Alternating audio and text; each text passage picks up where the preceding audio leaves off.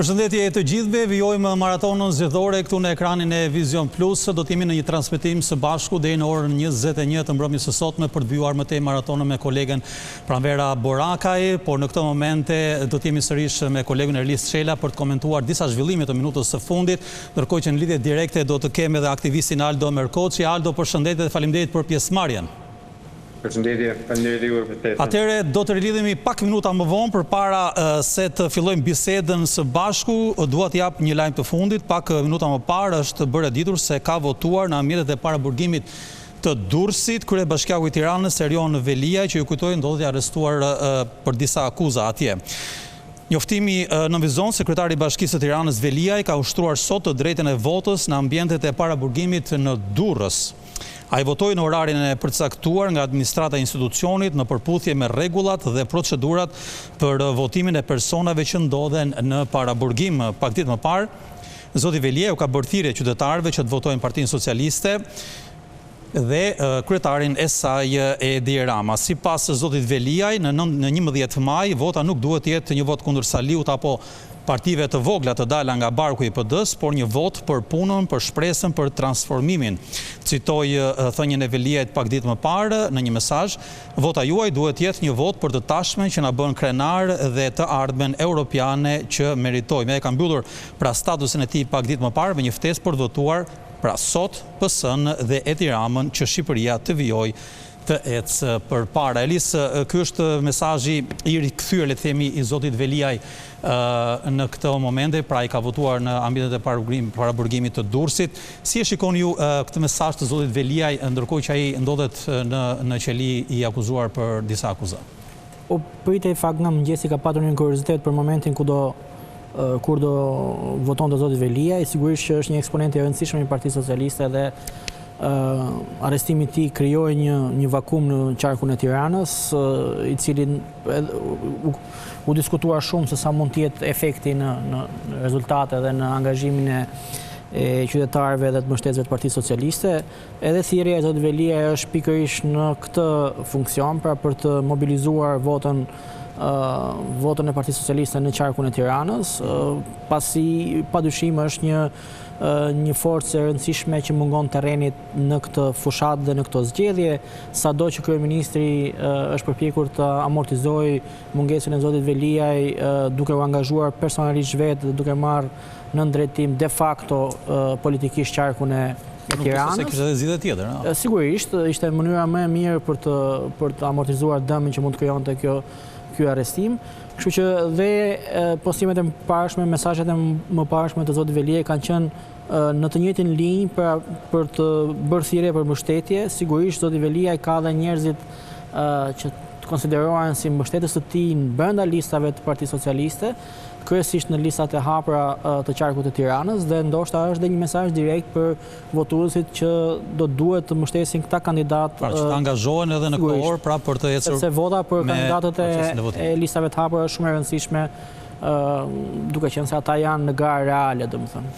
Aldo, nuk e di si e shikoni ju këtë mesazh të zotit Veliaj, i cili ka votuar pra pak më parë në ambientet e paraburgimit të Durrësit? Mendoj që mesazhi i zotit Veliaj është mjaftueshëm i qartë, patjetër që ai mbetet një lojtar i rëndësishëm i Partisë Socialiste dhe sigurisht i qarkut të Tiranës dhe i Bashkisë Tiranë. Dhe nuk mund konte edhe mbështetja e tij, cila do qofte ajo qofte nëpërmjet postimeve të tij të mëparshme apo edhe sot nëpërmjet votimit të deklaratave që mund të ketë bërë sot, sepse kam ndjekur dot nëse ka bërë deklaratë sot. Ndërkohë, Jo, them që nga ana tjetër patjetër që ka pasur një diskutim të gjerë dhe të gjatë mbi faktin që mbi peshën që zoti Veliaj mbante në Bashkinë e Tiranës apo në qarkun e Tiranës.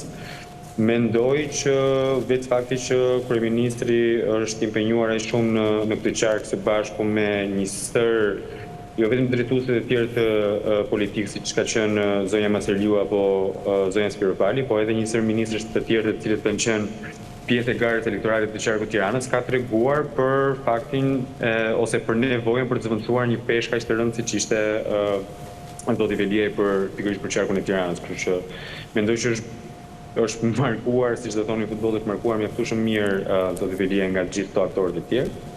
Po fakti që u deshën kaq shumë aktorë ndoshta tregon për peshën e gjithë secilit. Ndërkohë doja të dalishim pak tek pjesëmarrja në votime deri në këto momente. Ora shënon 15:16 minuta, megjithatë Komisioni Qendror i Zgjedhjeve ende nuk e ka updateuar, nuk e ka freskuar faqen për të dhënat e reja. Megjithatë deri në orën 14 të dhënat zyrtare, nuk e di nëse regjia mundet të më reflektojë në ekran tabelën kryesore që kemi brenda vendit, pra deri në orën 14 kanë votuar 30.45% e qytetarëve. Nga kjo kemi, nëse shikojmë në vitin 2021, përqindja ka qenë 35.62, pra thuajse 5 pikë më shumë përpara. Dhe doja një koment tëndin shpejt lidhur me këtë diferencë sa i takon pjesëmarrjes në votimin në të njëjtin orar. Unë mendoj që ka dy gjëra që mund të analizohen nga këto 2% të shpejta që neve kemi, patjetër që duhet parë edhe në rang qarku dhe qarqit kanë diferencat e veta, Tirana mban një peshë më specifike etj. Kështu që po përveç këtyre në përgjithësi mund nxjerrim dy konkluzione të shpejta. E para është që nuk ka një tendencë, pra nuk shohim një dalje të madhe në votime, çka do tipikisht sinjalizon nëse do të kishim një drejtim të kursit ose një rokat të pushtetit. Në të gjitha vendet e rajonit, po edhe në të gjitha vendet e tjera demokratike, tipikisht nëse do të kemi shenjat e para të një rokate do të ishin kur rastet kur do kishim një votim më të madh se sa i paraardhës. Nga ana tjetër mendoj që kanë ndikuar në një masë të vetën edhe fakti që ka pas disa në momentet e fundit, se gjitha fushata zgjedhore ka qenë mjaftueshme e qetë, në smitën e qarqeve dhe ta kam parë unë edhe nuk pothuajse nuk dalloi fare që kishim një fushat, por në momentet e fundit fare kanë ndodhur disa le të themi prononcime agresive që ndoshta edhe njerëzit mund t'i kenë shtyer drejt një shpengimi dhe shpengimi më të madh kundrejt faktit që dalin për të votuar edhe për të parë edhe pak situatën. Mëngjesi u dukte pak i tensionuar me disa prej eksponentëve të opozitës që ishin në disa qendra votimi ku reklamonin disa pak rregullsi. Kështu që mendoj që një pjesë e votuesve edhe kanë pritur pak që të qetësoj situata dhe për të dalur të votuar. E kemi parë këtë dhe në zgjedhjet e kaluara, Aldo, megjithatë duhet të theksuar se këtë vit procesi i votimit ka qenë më i thjeshtë, le të themi, krahasuar me vitet e kaluara, që kishin një lloj konfuzioni për shkak të numrit edhe të emrit. Ermal Qori, kolegu ju ndodhet në njësi numër 4 në këto momente, i cili edhe do të votojë vetë mos gaboj në këto momente për na shpjeguar njëkohësisht procesin i cili duket sigurisht pra që është më i lehtë këtë vit. Ermal, përshëndetje. Më dëgjon? Përshëndetje, po. Po, atëherë ka patur në një problem nga qytetarët lidhur me procesin e votimit, në një paqartësi, ndonjë mungesë, ndonjë pikpyetje? Po, deri tani mund të themi që procesi ka vijuar qetë, nuk ka patur problematika apo pengesa që krijojnë probleme, po them kështu, ndoshta edhe radhë në procesin e votimit. Unë aktualisht jam pozicionuar te njësia 4, jam pikërisht në KZZ numër 35, ku padyshim do të marrim dhe informacionet e fundit në raport me ato që ka vijuar në këtë qendër votimi. Por pse jo edhe për të dhënë një formë kështu ilustrimi se si mund të votohet, pra si ndiqet procedura e gjitha nga fillimi në fund, pra nga ajo dëgjoja e gjithë për qytetarët e cilët nuk kanë votuar ende, por që edhe japim një lloj informacioni të përgjithshëm. Përshëndetje, si ka shkuar procesi deri tani? Mirë. Okej, unë besoj mund ta kryej gjithë procesin edhe me kamera, është krejt normal që të përcjellim ndonjë mesazh për qytetarët. Veprimi i parë që bëjmë është çekimi i ID-s ose pasaportës për të parë më pas nëse korrespondon me personin apo qytetarin i cili do të votojë. Hapi i dytë cili është? Të madhin në rregull. Pasi kemi vendosur dhe shenjën e gishtit, më pas marrim edhe mjetin e identifikimit, ndërsa vuloset edhe fleta e votimit, cilin votuesi e merr në dorë dhe më pas mos harrojmë gjithmonë edhe shenjën në gisht, se ndoshta mund të votojmë ose të tentojmë të votojmë për herë të dytë, gjë për të cilën është ndaluar dhe që ndalohet dhe ka dhe penalitete me ligj. Okej, tani jam në rregull, besoj mund të shkoj të votoj. Ky është edhe momenti kur qytetari pasi e ka marrë fletën e votimit në dorë, ka të gjithë të drejtën për të shkuar dhe të votojnë në dhomën e fshet. gjë për të cilën operatori besoj do jetë shumë i mirë kuptueshëm në këtë çast për mos e treguar. Sigurisht sepse nuk lejohet fotografimi apo ekspozimi i votës në çfarëdo lloj mënyre. Ky pra është procesi që po e shpjegon kolegu Ermal Qori, i cili në këtë moment po voton edhe vetë. Pra, një shembull i pastër i drejt për drejt edhe për gjithë ata të cilët nuk kanë shkuar deri në këtë momente që të votojnë, njëkohësisht dhe për ata që mund kenë qoftë edhe pikpyetje më të vogël se si veprohet këtë radhë. Flas këtu për njerëz të cilët ndoshta janë thuajse indiferentë as zgjedhjeve ose për ata që votojnë për herë të parë që kanë pikpyetjet normale të votës për herë të parë. Ndërkohë ka një rifreskim të raportimit nga KQZ-ja. Ndërkohë që kemi shprehur vullnetin tonë në fletën e votimit, padyshim që është momenti final që fleta e votimit të shkojë tek, po themi këtu, tek kutia, ku në fund fare do të shkojë drejt komisionit, po themi kështu, vendimit final të komisionit kur të numërohet dhe më pas do të jetë pjesë e votës numëruese për kandidatin apo për subjektin, më pas që i takon konkretisht. Këtu mund ta shohim procesin të finalizuar, ndërkohë shenjën e kemi në gishtë që padyshim është e pamundur edhe të fshihet, çka do thotë në momentin e parë që kemi marrë një shenjë tjetër dhe kemi votuar, është e pamundur të rikthehemi sërish për të bërë një tjetër proces, ose paktën për të riprovuar. Edhe një pyetje të fundit, nëse më lejohet sa për ta mbyllur, deri në këtë moment sa kanë votuar në këtë qendër dhe sa ka totalisht qendra e votimit. Atëherë momentalisht votues në këtë qendër ka 531 dhe kanë votuar 192 votues. A ka patur problematika si ka vijuar procesi deri tani? Deri tani situata ka qenë e qetë, procesi ka vijuar rregullisht dhe asnjë problematik. Ermal, atëherë faleminderit për këtë raportim të drejt për drejt nga njësia 4 dhe për shembullin që paraqitet për të gjithë shikuesit tanë, të cilët mundet që të shkojnë tani të votojnë pas një lloj problemi dhe pas një lloj pikpyetje, ndërkohë kolegja Thea Sadiku, e cila ndodhe me një tjetër konkurent të fermës VIP, një konkurent të njohur, Limin, i cili duket se në këtë momente po voton apo jo, Thea? Në fakt Landi Limi ende nuk ka zbritur nga furgoni, ai sa po do t'i drejtohet qendrës së tij të votimit. Unë jam zhvendosur në Babru, aty ku dhe Limi do të votoj, pranë shkollës, pranë gjimnazit Gramos Palushi. Limi është konkurrenti i fundit, vlen të theksohet që do votoj nga fermerët, pasi është vendodhja e tij në Tiranë, siç e sqarova edhe më parë. Konkurrentët të vetëm që jetojnë në Tiranë, vetëm ata kanë të drejtë për të votuar. Konkurrentët e tjerë, për shkak të sigurisë dhe për shkak të kushteve, nuk të mund të i drejtohen qendrave të tyre të votimit. Tani po ndjekim edhe Limin, i cili po futet në qendrën e votimit këtu në gjimnazin Gramos Palushi në Babru. Theksoj që konkurrentët kanë qenë të ndjekur gjatë gjithë kohës nga kamerat e produksionit të Ferma VIP për të bërë një proces sa më transparent deri në kutinë, deri në dhomën ku ata votojnë në mënyrë të fshehtë sigurisht. Theksoj edhe një herë që Limi është konkurrenti i fundit që do t'i bashkohet qendrave të votimit për të vazhduar kështu garën dhe për të kthyer sërish në fermë. Thea, Limi ka patur një kërkesë, ka kërkuar që të votonte, si është shprehur ai përpara se të shkonte të paraqiten në qendrën e votimit? Ka qenë entuziast për votën e sotme apo jo? Sigurisht që konkurrentët janë pyetur nga produksioni nëse duan të votojnë ose jo, dhe ata kanë zgjedhur me vullnetin e tyre të lirë për të shprehur dhe për të hedhur në kuti votën e tyre, si një e drejtë dhe një detyrim qytetar që ata e cilësojnë. Këtu kemi dhe momentin ku Limi është pranë komisionerëve për të vendosur kartën e tij të identitetit, për të identifikuar si votues i kësaj zone dhe për të hedhur në kuti votën e tij.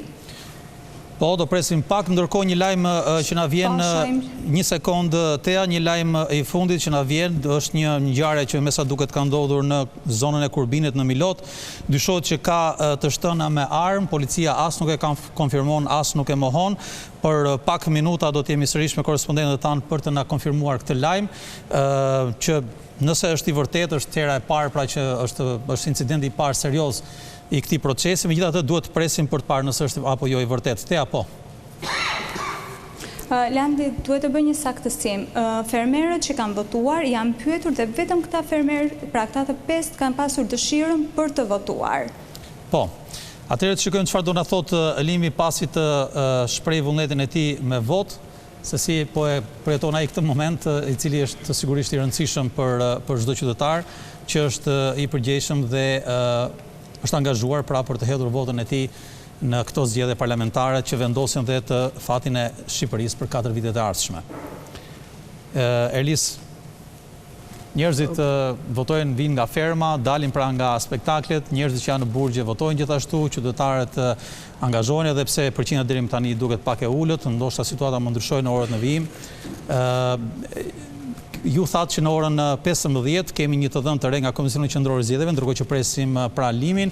Kemi një të dhënë të re e cila vjen nga Komisioni Qendror i Zgjedhjeve, bëhet fjalë për pjesëmarrjen e votimit deri në orën 15, 33.04%, një rritje me rreth 3% nga ora 14 dhe në qoftë se do shikojmë dhe krahasimin me vitin 2021, kemi një përqindje, pra aktualisht kemi 33%, nësa në 2021 në të njëjtin orar kemi patur 38.6%, pra ruhet sërish diferenca. Është një 5% më pak pjesëmarrje çfarë duket deri tani, domethënë, dhe është për të theksuar edhe një herë nga shifrat nëse i shkon në qarqe. Elis, më fal, vetëm një minutë para se të komentojmë, për shkak se Teja në këtë moment ndodhet me konkurrentin e Ferma VIP, Limin. Po Teja, mund të na tregosh pak Limi se si ndihet në këtë moment? Patjetër unë do të pyes së pari për emocione, duke qenë se voton për herë të parë në kushte të tilla. Është shumë speciale, por gjithmonë vendimin e marr ka kohë dhe mos e humni besimin, edhe rruga duhur dihet se kush është. Vini nga zgjedhje në ferm drejt zgjedhjeve parlamentare, si ka qenë gjithë kjo eksperiencë? Shumë zgjedhje këtë herë, 2 zgjedhje në vit, por fituam në ferm, do fitojmë edhe këtu. Sa e rëndësishme është për ju si qytetar për të marrë pjesë me dëshirën tuaj të plot, duke qenë se jeni pjesë dhe një reality show siç është Ferma VIP, për të ardhur dhe për të votuar në të tilla kushte? Unë besoj se pse çdo kush duhet të votojë, bëhet fjalë për të ardhmen tonë dhe duhet jenë në durë të sigurta, mos sot nesër do bëhet më mirë, kështu që votoni dhe mos humni besimin. Limi, falenderoj dhe Thank you, faleminderit. Faleminderit edhe Limi ishte konkurrenti i fundit që përfundoi votimin.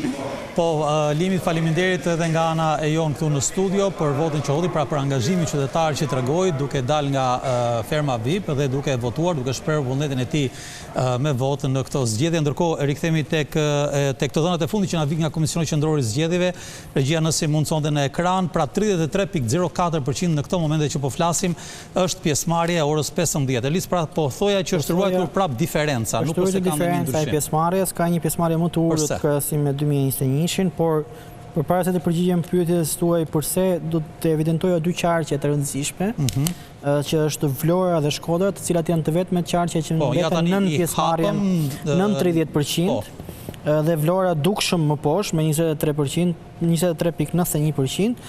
24 rezulton Vlora këtu. Po, përditësohet në momentin në moment dhe në 2021 për një saktësim në 2021 ka qenë 28.1%. Pikërisht, ndoshta këtu kemi të bëjmë sërish me dizavantazhin që krijohet nga gara sot në qytetin e Vlorës, në qarkun e Vlorës, e cila mund të ketë penguar qytetarët për pjesëmarrje, por ajo që duhet parë është dhe pjesa e Shkodrës, një qark me shumë pritshmëri nga subjektet politike dhe aty pjesëmarrja është nën 30%. Dhe ju përmendet dhe Durrësi, mos gaboj? 2 qarqet janë, dhe Durrësi është ullët 30.66%. Po, 30.6%, ndërkohë në 2021-shin, në të njëjtin orar, ka qenë 36.4%, pra diferenca është 6% e pak e diçka. Dhe këto qarqe, pra që po diskutojmë, janë të rëndësishme dhe ka një garë reale, sidomos në qarkun e Shkodrës, pra ku të 2 forcat politike pretendojnë shumicën e mandateve, ndërkohë që kemi subjektin e si Partia Social-Demokrate, e cila dhe ajo është një vendimtare dhe subjekt që përcakton një pjesë të rezultatit në atë qark, edhe duket rezultati ulët, çka që është shqetësuese sidomos për forcat opozitare. Ora është 3, megjithatë duhet të shikojmë se si është sjellja e votuesve, sepse është, le të themi, piku i drekës, përgjithësisht njerëzit në këtë orar të ndrojnë në shtëpi. Nuk është se dalin në votime. Elona Gjylmi nga Durrësi në këtë moment mund të na sjellë diçka më shumë mbi atmosferën e votimit atje. Elona, përshëndetje. Ju keni qënë në qendrat e votimit pak minuta përpara se të jeni këtu në lidhje me ne. Si është situata atje? Ka njerëz, nuk ka, janë pak njerëz, pra si është situata në përgjithësi? E kanë marrë me qetësi durrësarët Landi, siç e kanë dhe tradit, siç i përmendët dhe ju nga shifrat zyrtare të Komisionit Qendror të Zgjedhjeve, pjesëmarrja është më e ulët, edhe pse temperaturat nuk ishin optimale, me sa duket kanë preferuar ta shfrytëzojnë për plazh, dhe në plazh ku unë ndodhem, numri i pushuesve është i konsiderueshëm. Nuk janë vetëm nga Durrësi, janë dhe nga Tirana apo qytetet e tjera, por dhe pushues të huaj. Ata të cilët ne komunikuam dhe kontaktuan, ata që i kishin kryer detyrën dhe kishin votuar në për qytetet respektive, por shifrat flasin për një pjesëmarrje më të ulët. Nuk ka pasur incidente të dukshme, ka pasur në fillim të procesit pak vonesa për sa i përket konfigurimit të pajisjes identifikimit elektronik të zgjedhësve në disa qendra, të paktën në 10 në 12, ku ka nisur pak me vonesë procesi. Më pas Partia Socialiste ka ankimuar, ose më saktë ka ngritur shqetësimin e pranisë të deputetëve në përqendrat e votimit, të paktën në 2 të tilla, ku është ndërprer përkohësisht procesi për ka vazhduar normalisht, ndërsa nga ana e Partisë Demokratike flitet për prani të njerëzve të socialistëve në disa qendra votimi, kryesisht në bashkinë e Krujës, në fushë Kruj, grupe njerëzish pa njohur paraqiten pranë shkollave dhe qendrave të votimit, në Lusë të Sipërm, në qendrën e votimit në Tapiz, në shkollën Tapiz dhe në Aramenas. Pra këto janë pretendimet e Partisë Demokratike se prania e eksponentëve të Partisë Socialiste është e rritur duke intimiduar votuesit. Nuk shprehen të shqetësuar socialistët me aq sa ne i kontaktuam, e quajnë një proces normal, por i vetmi shqetësim i të dy palëve duket se është numri i ulët i votuesve. Numri i ulët i votuesve, në fakt një gjë që vëret në të gjitha qarqet e Shqipërisë tuajse, përfshirë dhe Durrësin që ju po thoni në këto momente, a kanë pritshmërit partitë për orët në vijim? Në fakt kemi parë deri më tani 2 deklarata, një nga zoti Berisha dhe një nga zoti Rama, të cilët u kanë bërë thirrje pak më herët pra votuesve që të dalin të shprehin vullnetin e tyre me votë. Pra vetë partitë si kanë projeksionet e tyre? Kanë shpresë ato që kjo situatë mund të përmbyset në 4 orët në vijim? Të gjithë shprehen entuziast, Landi, siç e do tradita për të mos ulur ritmin apo entuziazmin në radhët e votuesve të tyre. Pritshmëria e demokratëve është të paktën një barazim me numrin e mandateve të socialistëve, minimalja pra, dhe po luftohet fort për këtë, që të arrijë 7-7 raporti midis 2 forcave kryesore. Kujtojmë se në 2021 Lëvizja Socialiste për Integrim me Elona Guri, kandidate, humbi mandatin vetëm për 133 vota dhe mandati i 8 i kaloi Partisë Socialiste. Socialistët jo vetëm që synojnë ta mbajnë këtë mandat, por të arrisin numrin deri në 9 të paktën. Nuk e di mende se si do t'jetë vullneti i durrësarëve. Kemi parë gjithmonë që në Durrës kemi pas luhatje të dukshme të bindjeve politike. Njëherë ka fituar njëra forcë, njëherë forca tjetër, pra nuk janë të parashikueshëm, me sa duket, e vetëm gjë e parashikueshme Durrës është qetësia dhe marrja me Terezi. Megjithatë edhe mos pjesëmarrja në zgjedhje që në thelb nuk favorizon opozitën, pra pjesëmarrja e madhe, është një mesazh, është një sinjal që duhet lexuar mirë nga gjitha partitë politike. Ndërsa ne po flisnim ka ende orë dhe ndoshta në orët e fundit të ditës së procesit të votimit mund të kemi një dyndje masive. Kujtojmë që sot ishte një ditë që është shfrytzuar edhe për plazh, mundet që ta kanë lënë për mbasditë pjesa kryesore e të shohim dhe të presim.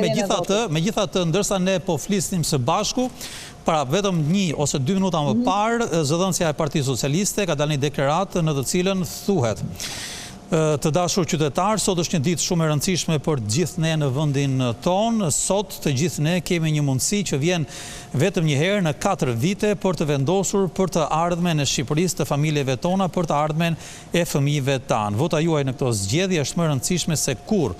Përmes saj ju do të vendosni se në çdo drejtim do të ecë Shqipëria jonë.